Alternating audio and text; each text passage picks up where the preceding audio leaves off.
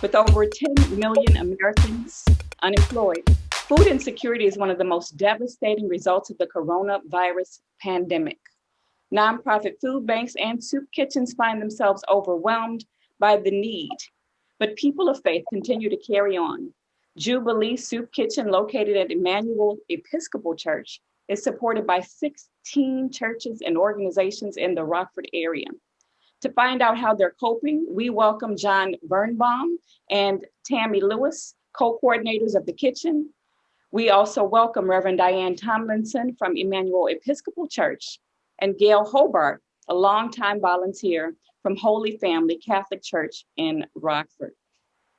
I am going to start with you, John. Can you give me some information about how the soup kitchen started? It was about 40 years ago. Father James Cordone was walking outside the church, and he noticed a homeless person sitting in the cove by the church, and he thought they needed to do something, so he decided to start the soup kitchen, and that's where it all began. Then we started volunteering and started on Saturdays, and I don't believe at the time it was every week, but it kind of progressed to where it was every week for quite a few years now. Gail, you had some interesting stories about how you began. We started with my mother-in-law working at the previous soup kitchen for Holy Family. And when that closed down, they moved to Jubilee Center. My wife and I started, and we joined the organization. And I basically started out washing dishes, anything I could do to help out. And then as time went by, they allowed me out of the kitchen into the front room where I got to meet the guests. And eventually the position was offered to me to take over the soup kitchen directorship, and I took that.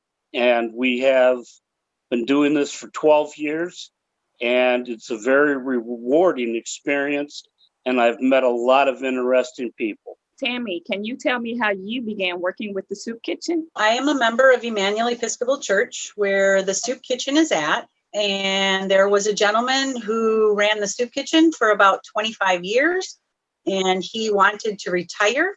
And so a little over 3 years ago, John and I stepped forward to be co-coordinators because he can cook and I can organize and schedule people. So we make a good team. Good job, good job. And so Diane, give me a little bit of information about you and how you are involved. As rector of the church, of course, I work with Tammy and John to make sure that everything runs smoothly. But this was one of the reasons why I came to Emmanuel. Was I was very interested in all of the ways that they are helping the underserved in our community. So when I came here a year ago, this was the reason. Like I said, this was the reason that I came, to be able to serve others in a way that I feel I can best use my gifts. And I get to meet wonderful people too. Have you all seen an increase in food insecurity during this pandemic in the Rockford area? Yes, there is certainly an increase. The community has seen it in the food pantries. There's also been a couple of churches that have stepped up, and they do boxes of food. People can drive through and get that at no cost. For us at the soup kitchen, we have not seen bigger numbers, but I believe that's because we used to have a sit-down meal where people could socialize with others and have a hot meal. And then, of course, mid-March of 2020, we had to switch to doing to-go meals. So like a brown bag meal or a hot to-go meal. The socialization part isn't there, and the camaraderie. And so our numbers are actually down from the pandemic. But last full year, so 2019, we served over 5,600 people. And how many would you say you serve now?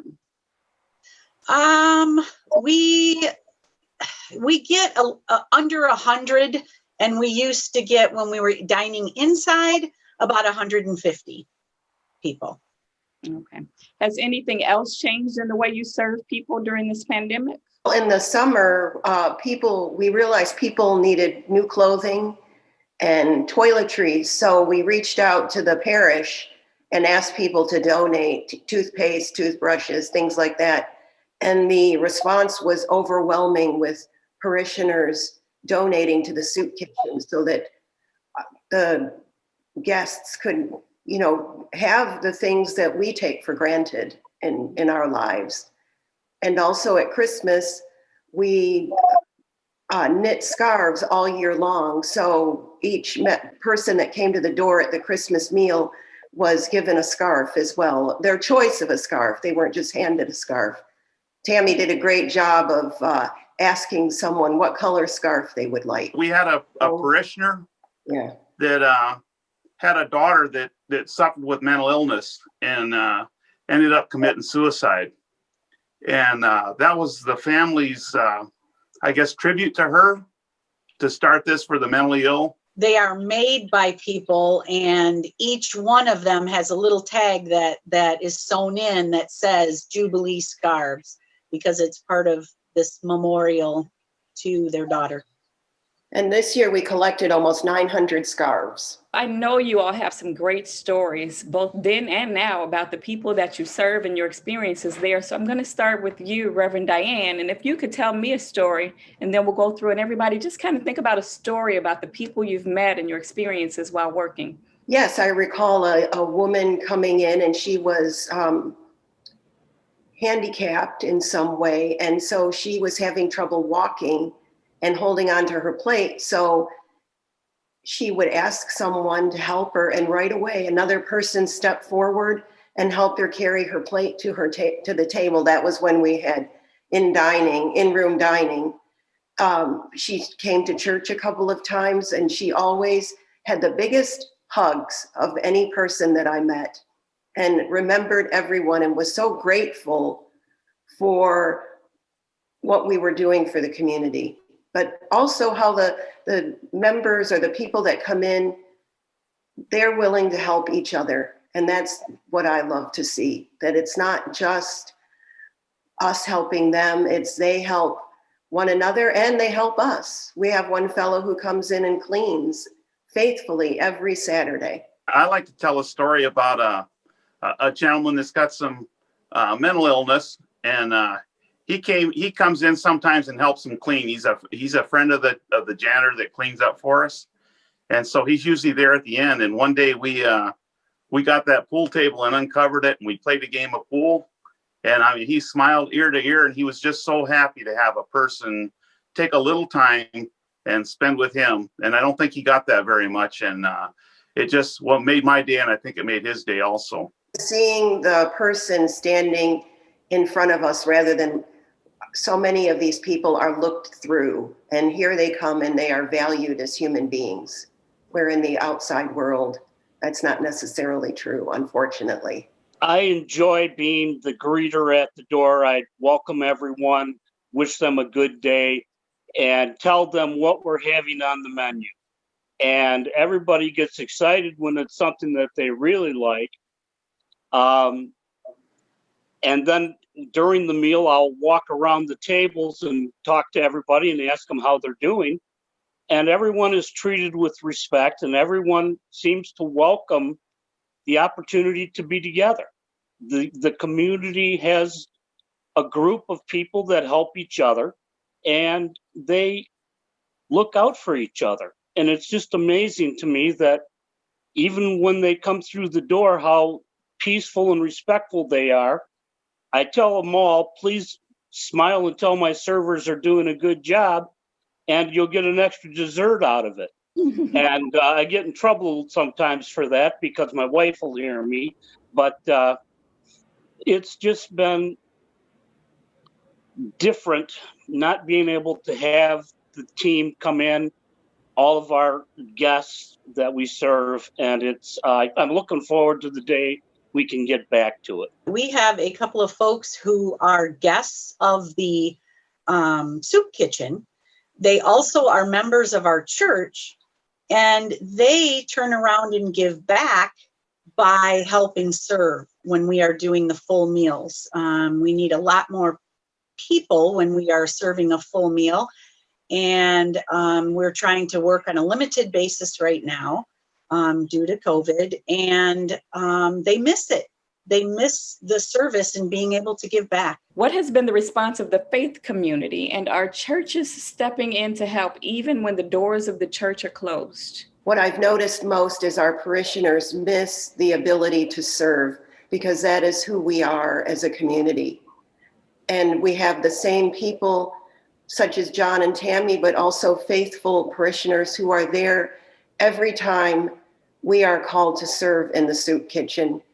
They miss the interaction with the guests that come through the door. And I know that the other churches feel the same.